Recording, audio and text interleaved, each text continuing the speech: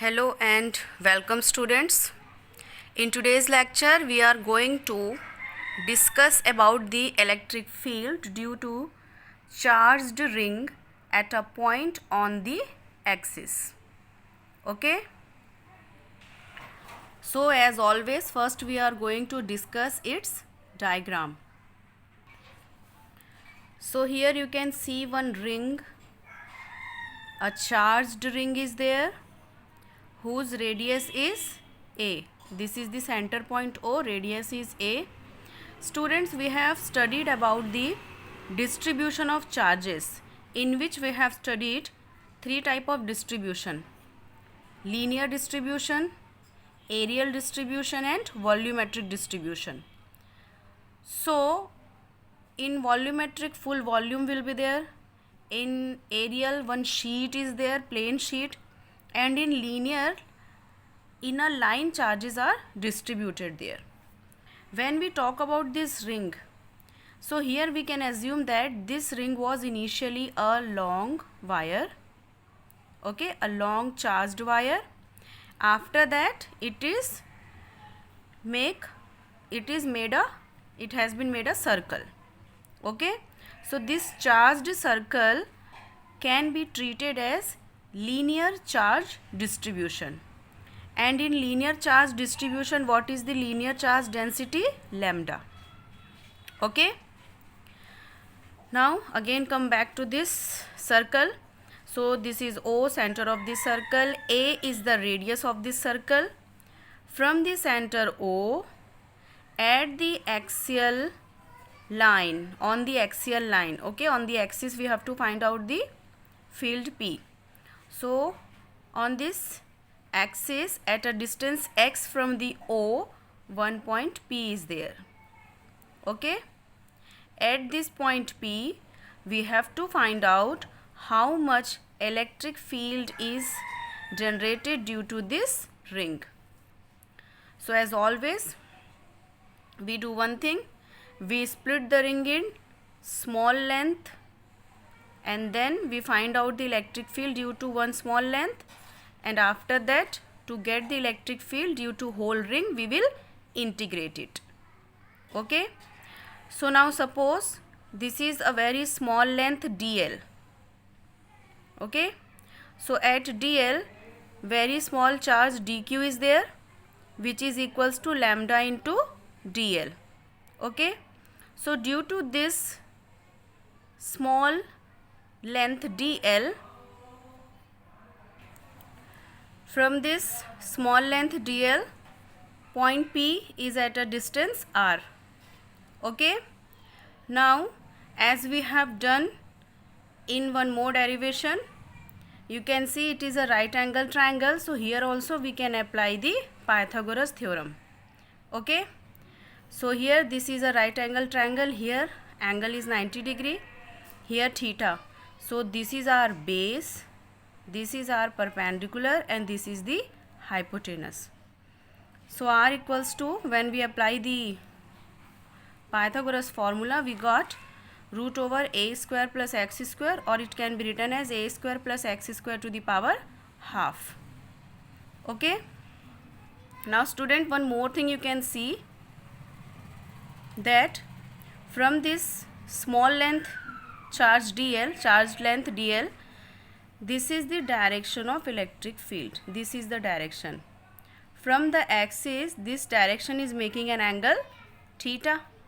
Here also one angle theta we have assumed na, to find out the Pythagoras one, okay. So this is angle and here it is vertical angle, so its value is also theta. Whenever any vector quantity is making angle, then what we do, we resolve in two components, okay. So here we resolve the field dE, because of dl the field is dE. This we resolve in two components, dE cos theta, and which is along the axis, and perpendicular to this the dE sin theta, okay. Now suppose we assume one small length this side also, a small length dl here, okay, which is equals to this length. So because of this length, this is the direction of electric field, this one. Okay, this is also making angle theta.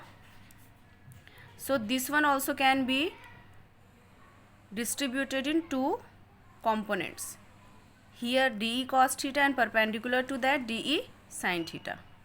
So you can see two line segments which we have took opposite to each other. They both are producing such a electric field that their sign components are opposite to each other. That means they both will cancel each other, and the cos components are going in same way. That means their cos component will add it up. Similar to this, when we take small line segments in this ring, so one line segment will be opposite to another one. Okay, like suppose we take one line segment here, that will be opposite to one line segment here. If we take one line segment here, this will be opposite to one line segment here, then this one will be opposite to this one. So like that in the whole ring, okay, line segments will be opposite to each other. So in the whole ring, the sign component of electric field, okay, the sign component of electric field, like these are going in these two directions, one will go in this direction, another will go in this direction, then one will go in this direction, another will go in this direction. So like that they all are opposite to each other. That's why all the sign components will cancel each other. Okay, but their cos components, or the whole ring, from the whole ring whatever line segment we will take, their cos component will be in one line, so they all will be summed up together. Okay, so the resultant electric field at P will be the sum of cos component, okay, sum of the cos component of the electric field applied by different line segments. Is it clear to you all? Okay, now one more thing, we have derived the value of cos theta also.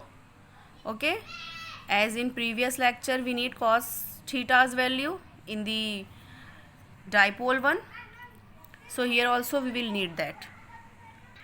So here whatever I have explained you, that same things are written here. Okay, because of this small line segment dl, electric field D is 1/4 pi epsilon naught dq upon r square.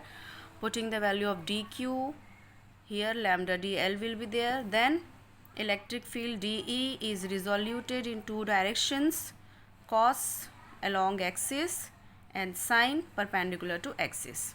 Okay, dE sin theta components will cancel each other, so net electric field E is equals to integration of dE cos theta. Now putting the value of dE cos theta, we will get this one. This is the value of dE and this is cos theta. And in place of r square, from this r equals to a square plus x square to the power half. So in place of r square, when we put the value, we will get this one. Taking out the components, constant components out, and putting the value of r square, we get this one, integration of dl. Okay, then by putting the value of cos theta, we get this one. Integration of dl means perimeter of circle, that is 2 pi a, where a is radius of circle. This lecture we are going to continue in second part.